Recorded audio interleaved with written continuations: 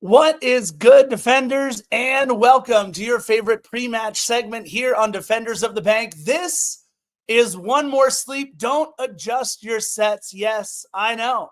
It's a cross pod, One More Sleep. You know my voice. It's the Scarf, J.R. Liebert.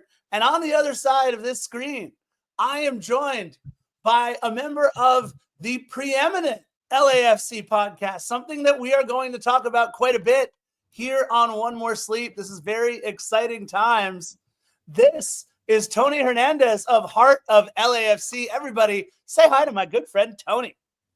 Hello, everybody. How's it going? Well, and this is been watching you guys since when I first started LAFC with Heart of LAFC, and I've been on this pod once or twice, but this is my first One More Sleep, so it's kind of odd to be on the other side of the chat.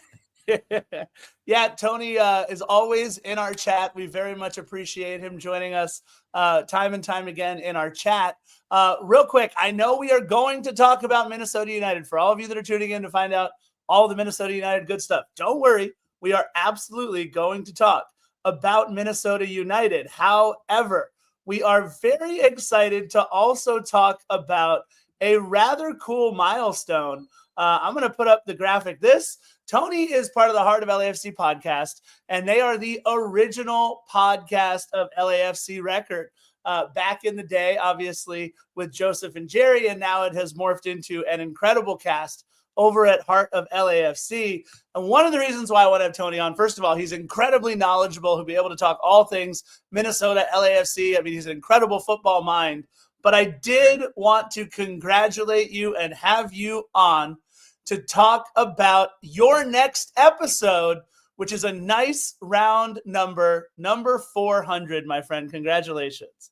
Thank you very much. It's been a long time coming. Like, I joined it when we barely were about to hit 200, and now to see it hit 400 is just kind of crazy.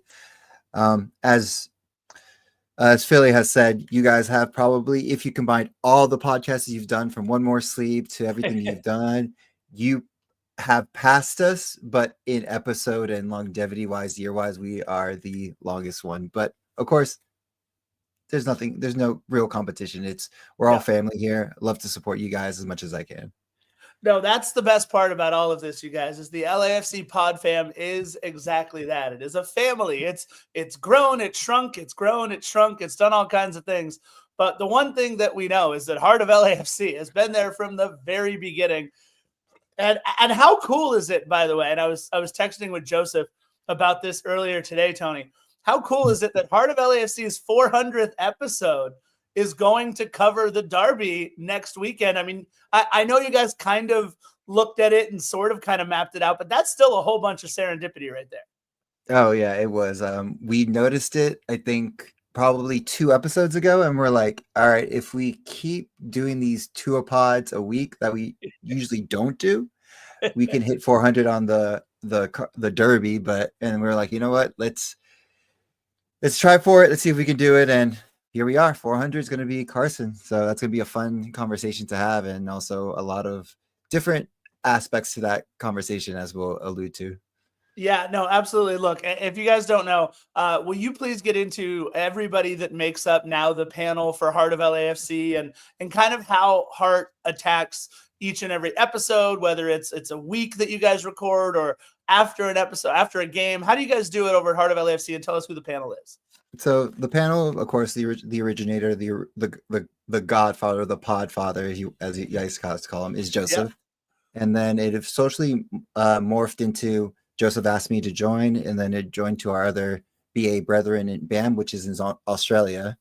And then eventually we got Araceli, who is a reporter and also works for MLS Pro. So she gets a lot of more insight in everything with MLS as much as she can say. Of course, she's got to keep her day job, so we can try to get a little bit more information. And then we just kind of like talk about the games, like not bit well into tactics as much as we can. We give you like the highlights, what's going on, and as a supporter, what we would like them to do and not do, and then just kind of recap the game, go into the next game, and then have a little like song and dance of community news and album of the week. Yeah, I love it. They do all kinds of fun stuff. And again, if y'all aren't checking out Heart of LAFC every week, please go give it a listen over there. Again, thank you to Tony for being on for this One More Sleep. Tony obviously knows how this goes. So let's get into Minnesota United. Of course, the match is tomorrow, Wednesday, July 16th, a 5:30 p.m. kickoff here in Los Angeles. It's their 22nd match of the season, just our 20th. And as we know, we're sitting in 6th place. We got 5 teams to climb, Tony, and Minnesota United is just about nearest the tippy top there in 2nd place. Oh yeah, they have been on a roll since the last time we've seen them in the last couple of years. They've always been a mid-table team, but this year something's just snapped. It's been from, as we'll get into, like set pieces, big players stepping up, and it's kind of hard up there when it's super cold and super hot. You never know what you're going to get up there in Minnesota. Yeah, I think they're expecting drizzle or something else in this one. It's like overcast. It's going to be kind of a mess up there. But I mean, playing in one of the nicest stadiums in Major League Soccer at Allianz Field. Have you ever been up to Minnesota to see Allianz? Not yet. I want to. It's one of those go-to places as well. Minnesota is one. I need to go to Dallas just to experience the Soccer Hall of Fame. Yeah. And then my next trip, which when it's built, and I'll probably see Philly, will be the hotel stadium that NYFC is going to be building. Yeah, man. NYCFC, Philly's super happy about that. I get to cross one off my bucket list in August. I'm going to Soldier Field to check out Chicago, so that's going to be fun. Look, this Minnesota team, we mentioned they're in 2nd place. They're not just in 2nd place. They're in 2nd place with a bullet, undefeated in July. 39 goals, the 3rd most in the West, 25 allowed, tied for the 3rd fewest. And all they do is just play excellent defense and grind it out of you. It's our first regular season road match since the end of May. We have not played a regular season road match since May. Minnesota United debuting a new kit for this one. But I think the biggest story, obviously, Tony, going into this is the devastating news, the loss of our captain, Aaron Long. And I, for one, am petrified. It's a season-ending injury.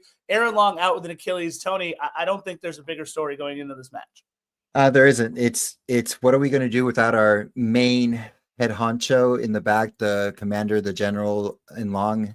Of course, it's just seeing him walk off, like getting carted off the field. We knew something was wrong. We knew the way he was acting, the way he wanted to cover his face. We knew it was bad. Yeah. It's kind of flashbacks to Max at the MLS Cup final. That was just flashbacks to that and everything. And just, it's going to be interesting of what our backline is going to look like moving forward and what we pick up in this window that's coming up. Yeah, I was going to say that might be something to talk about maybe for our larger episode after the match, but maybe it changes what JT now does at the window. Really interesting. Look, another surprise. Look, we know about Maxime Chanot. He's been out for a while. We know Lorenzo Della Valle. He's like Julian Gaines's pelvis a couple years ago. The Della Valle leg injury is just always going to be on there. But Ryan Raposo, who looked pretty good in 5 minutes, you look over at the LAFC injury report, and it currently lists him as out with a leg injury too. The depth being tested left and right. Look, here's the one thing I'm hanging my hat on, Tony. If this match were at home, we'd be favored. We're 4-0-0 against them in our last 4 at home. But man, on the road. And by the way, Tony, if you don't mind me asking, how old are you, sir?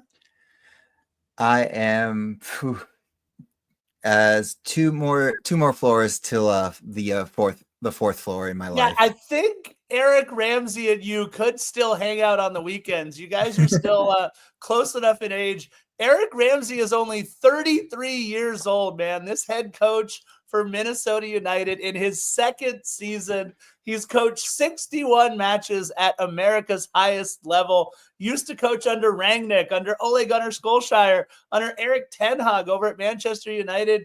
And all he did in his MLS debut was beat LAFC at Allianz Field. A 33-year-old head coach in Major League Soccer, Tony. Even for you, that's got to be a little surprising, the young guy that you are.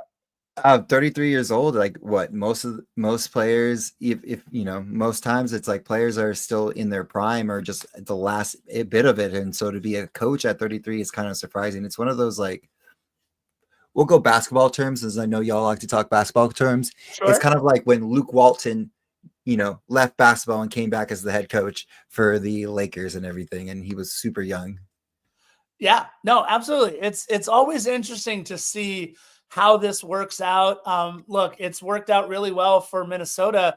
And the thing that scares me the most, look, we know about Dane St. Clair, right? He's been the next man up in Canada's back in their net for the last few years now. And it looks like he may have solidified that position as Canada's number one goalie. We know defender Michael Boxall, right? He's been there forever. Those are their two all-stars. But dare I say, nowhere near their two most important players in this one. 15 set piece goals on the season. That leads all of Major League Soccer. And to me, there's a couple guys that you and I are going to talk about when it comes to our players to watch. But I want to mention one maybe that's not on our players to watch that I think could have just as big an impact. Tani Oluwaseyi, 9 goals, 8 assists on the season, a dynamic playmaker, both putting them into the back of the net and setting his teammates up. This guy is certainly one of the players that we need to keep an eye on. Oh, 100%. It's like, if without him, it's the offense doesn't move as well as it does, especially in set pieces. If you want to see Minnesota at their brightest and what they've been doing all season, look at the last game. And I don't mean watch the full game, watch the highlights. And you see how that defense flows so well. And it's just crazy. Like, we'll talk about the set pieces and all that, but I wish we had that set piece kind of dynamic. Yeah, I'm saying this. Here's my one silver lining, Tony, I think, with the Aaron Long injury. I firmly believe, I hope that means more time for Nkosi Tafari. And if we can get all 6'4" of Nkosi Tafari there in the box on some of the ends of our set pieces, then I think we're looking at something, maybe adding a little bit of a wrinkle in our game. We've seen Denis Bouanga has been incredible on delivering that ball where it needs to go on set pieces. So we'll see a guy that came out of nowhere, by the way, for Minnesota, Anthony Markanich Jr., a left back who has 7 goals this season with just 3 goals in his previous 77 professional matches before this year. That's kind of come out of nowhere. We know Bongi Longwane. We know Robin Ludd. We know Will Trapp. We know so many of the veteran names on here. But let's get into our players to watch. And mine, it's pretty obvious for who both Tony and I are going to talk about in terms of our LAFC players to watch and why. I think mine is Nkosi Tafari because I firmly believe, like I just said, that he is going to get more and more minutes as the season wears on. I was hoping he would get more minutes, but you know what? A certain player that Tony may be talking about in a minute has just played better and better and better and better and has not allowed him to get onto the pitch. Well, now Aaron Long not there. Nkosi Tafari is going to need to step up, and I firmly believe he will be able to. I think maybe last match rejuvenated him a little bit by being out there with many of his friends and former teammates at FC Dallas. Maybe that's a little kickstart of energy. And obviously he knows what's in front of him now with the rest of the season. Maxime Chanot, Lorenzo Della Valle, and Aaron Long are not going to be walking through that door anytime soon. And Tony mentioned it, set pieces. I talked about it, set pieces. All Joaquin Pereira does is put the ball on a string on corner kicks. Dude has 9 assists on the year, and I believe 8 of them have come on set pieces. Don't quote me on that, but I'm pretty sure 8 of 9 of his assists have come on set pieces. Joaquin Pereira is a set piece nightmare, and I can't think of anything more troubling than going into your first match without your captain, without your leader calling out the coverages on that back line and on those set pieces. Then now you get to face Minnesota United and their just incredible set piece offense. It's going to be an interesting one. And Nkosi Tafari and Joaquin Pereira are mine, but let's get to Tony's. So my players to watch is Mr. Eddie Steady Segura.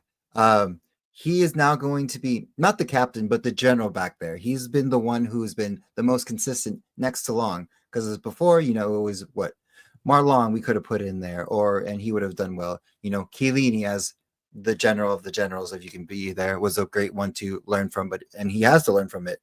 And then before that, we had Murillo and powerful young back. But with Segura, I know a lot of people have been questioning how he's doing.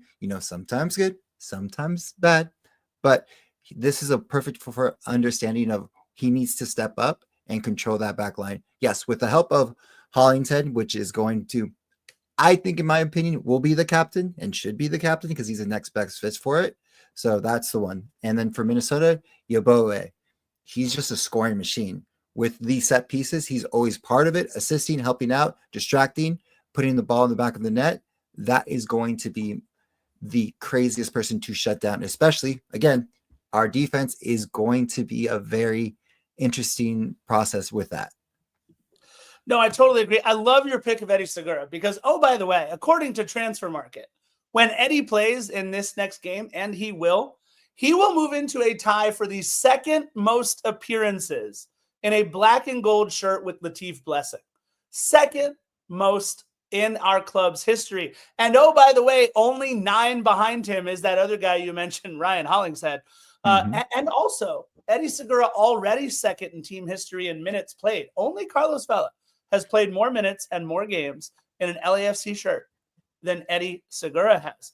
And we got to see Kelvin Yeboah in like his first match, right? He subbed in and looked incredible. I mean, the dude is as straight line 9 as you can get in this league. 10 goals on the season. Huge problem for LAFC. He's a beast, man. He has Italian heritage and citizenship. Kelvin, what can we do, bud? We need you. I don't know if we're going to qualify for our 3rd World Cup in a row. Oh, God. Help, Kelvin. Help. Yeah, and it's an interesting point. I didn't think about who I would want to have the captain's armband, but I love your choice of Ryan Hollingshead. I mean, we saw when Aaron Long came off, it went to Hugo Lloris, and I think in that situation you had to, right? Because he's now going to be calling out everything on the back line, going to need to talk to referees if we need to. But yeah, Ryan Hollingshead, as good of a choice as any. I wouldn't be surprised if, I think Eddie has had the armband once or twice before. That could be a cool one too. I don't know. I don't know how I feel about who I want captain to be, but I love that idea of Ryan Hollingshead as captain. Look, the keys to the match are replacing Aaron Long. I'm just going to state the obvious. I'm going to pick the lowest of the hanging fruit. It's going to be a process. We have 15 matches in the MLS regular season to figure this out. We have 15 matches. And all of a sudden, these matches in Leagues Cup that I was kind of hoping we would punt on and just play young kids and nobody gets hurt. Now, maybe we start to play some backline combinations and try some things out and do some things that we might not do. But in the very, very, very near future, with Minnesota ready to play us in less than 24 hours, we got to figure out a way to replace Aaron Long. It's going to be team defense. I saw in the chat, several of you have been saying, and LAFC, let's go right here. Are we going 3-4-3 now with our center back injuries? It's very possible. Maybe we go 3-4-3. Maybe we see that 5 guys in the back and maybe Sergi Palencia, who has played, right center back before in that 5-man rotation. Maybe we put all of our good offensive players out there. Maybe ask David Martinez or Yeboah to do a little bit much on the outside. I don't know. It's going to be kind of fun. But that all leads to finding some new offensive sources too. That's the problem, right? We got to get some goals from guys not named Denis Bouanga. I know Nathan Ordaz and Javier Del Rosa have looked good as of late. Let's keep that going. I love that we started the same front line in the last 2 matches with those 3. Let's keep that party moving for sure. I love maybe when Javier Del Rosa is more, it was more he takes on more guys. I like it when he's more on top of the ball and attack-minded. That's the word I was looking for. I was stuck for a minute. I spent all day with like 40 kids at Universal Studios at my summer camp, and my brain stopped for a minute. I like it when Javier Del Rosen is more attack-minded. Go at the goal. Take on one defender. Make them mark you and not number 99 over on the other side with 3 different players, please. So those are my keys to the match. But now let's talk about Tony's.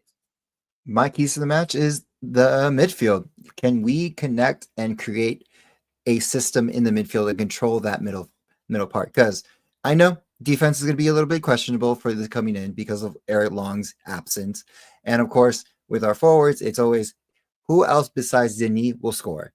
But that's not the issue. The issue I've always felt is our midfield. Can we create back there? Can we control that middle half so we don't put too much pressure on the defense and they can kind of set back a little bit, kind of get reacquainted with everything, and then also create for our forwards to be more open, to be more passive to everything. Because once, as you saw in the last 2 games, when the passes flow and the defense can't understand what our midfield is doing and connecting passes, we can score really well. And Denis does not have to be the main scorer, and he can pass the ball. I know if he has the shot, he's going to take the shot. But if there's available with the openness of the midfield and our forwards, he will pass the ball.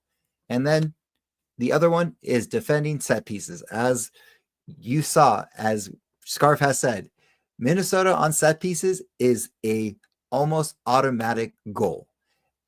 I watched it last game, literally just picked everything. Open run, knows how to run, knows how to stay on sides. So if we can defend the set pieces, we can shut down most of Minnesota's offense and have a chance to take a point away. Like, I would love the 3 points, but take the point aways moving forward into the next game. A road point on this would be huge. In fact, that's exactly what I'm predicting. I am predicting a road point. I think this is going to be an incredible matchup. I think that Minnesota is not even sneaky deep anymore. They're just straight out blatantly deep all the way up and down this roster. I think they are as talented as a team that we will play all season. Minnesota is good.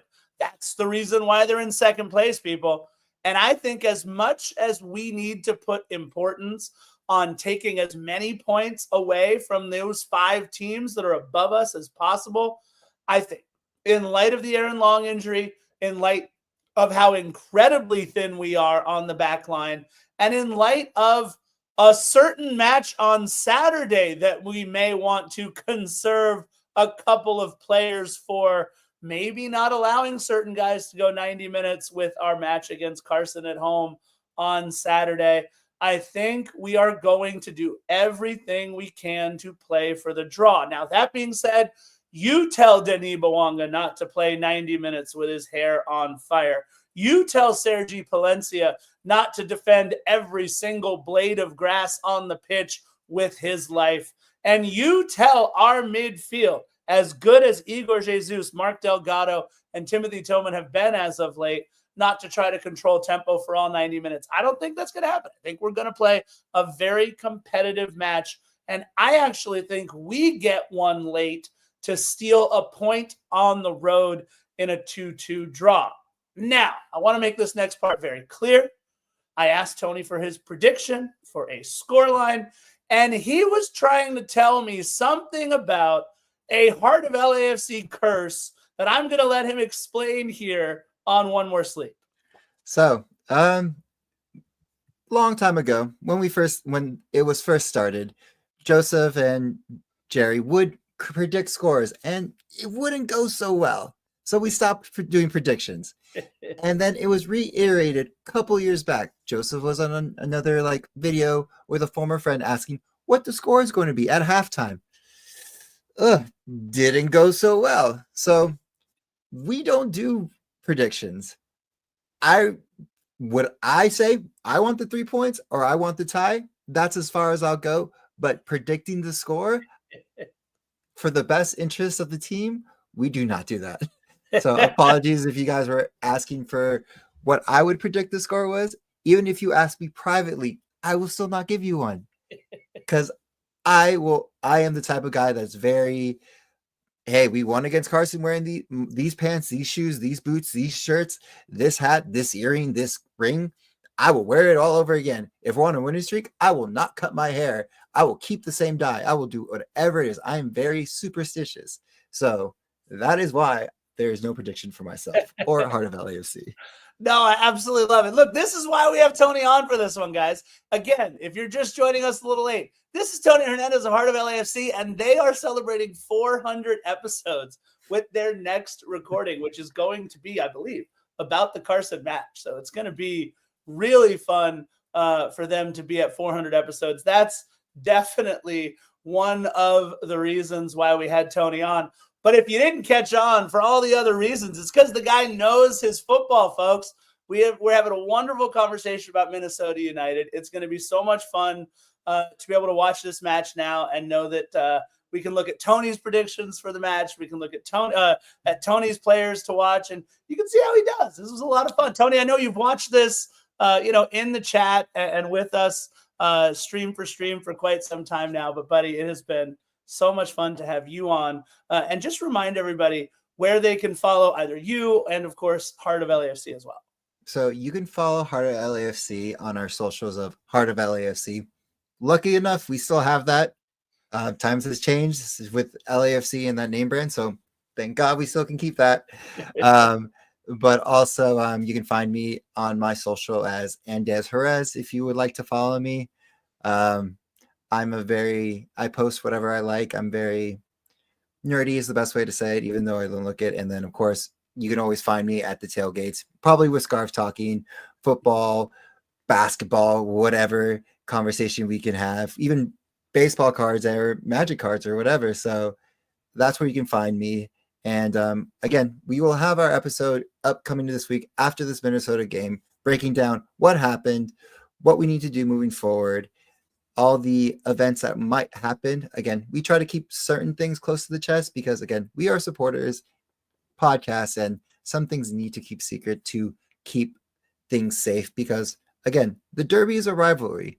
But that is the other question, which I'll leave you guys to think is, and you can answer in the next episode for you guys in the main episode, is what is the atmosphere going to be like because of everything going down in Carson? Yeah, it's going to be real interesting. If you guys haven't been following, there's a lot of tweets out there of Carson fans canceling their season tickets. It's really, really interesting time, just about a dozen or so miles down the road. That's Tony Hernandez of Heart of LAFC. And even if you had a score prediction, you're not going to get it out of him. I said 2-2 draw. This is going to be an interesting week, folks. And we kicked it off with Tony. We got Tony on this One More Sleep. Wait till you see our next One More Sleep, where we're bringing on one of my buddies, Rob, who hosts a Galaxy podcast to help us break down what we think will happen against Carson. All I can say, guys, is normally we like to end this with a big bye-bye, but I got to say it. Stay golden as well, right, brother? Stay golden, Los Angeles. There you go. Bye-bye. Bye-bye. Where's the button? There it is. Bye.